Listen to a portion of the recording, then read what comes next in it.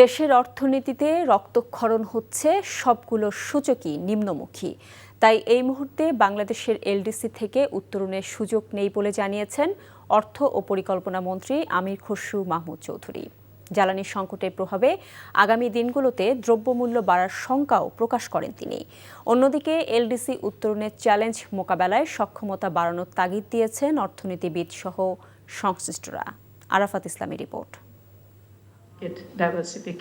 রাজধানীর আগারগাঁওয়ে পরিকল্পনা মন্ত্রণালয়ে বাংলাদেশের এলডিসি উত্তরণের প্রস্তুতি পর্যালোচনার লক্ষ্যে অংশীজনদের নিয়ে সেমিনারের আয়োজন করে যৌথভাবে বাংলাদেশ সরকার ও এলডিসি উত্তরণ সংক্রান্ত জাতিসংঘ প্রতিনিধি দল।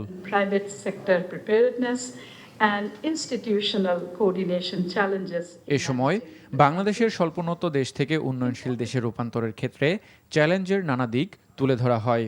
এসব চ্যালেঞ্জ উত্তরণে নিজেদের সক্ষমতা বাড়ানোর বিকল্প নেই বলে মনে করেন অর্থনীতিবিদরা।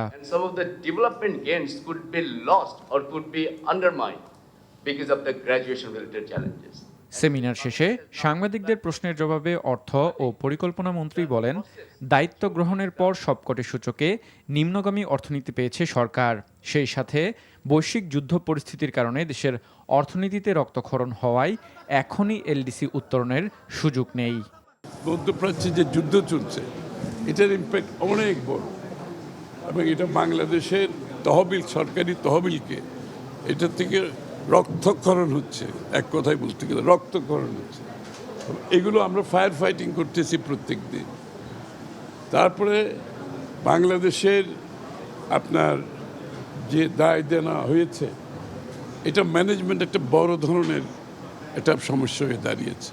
এই মুহূর্তে গ্র্যাজুয়েশন থেকে যাওয়ার কোনো সুযোগ নেই। জ্বালানি সরবরাহ জটিলতার কারণে আগামীতে নিত্যপণ্যের দাম বাড়ার আশঙ্কাও করেন অর্থমন্ত্রী।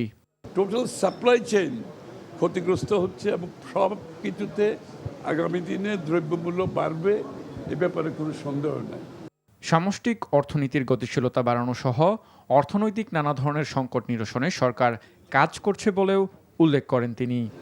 আরাফাত ইসলাম, এনটিভি নিউজ, ঢাকা।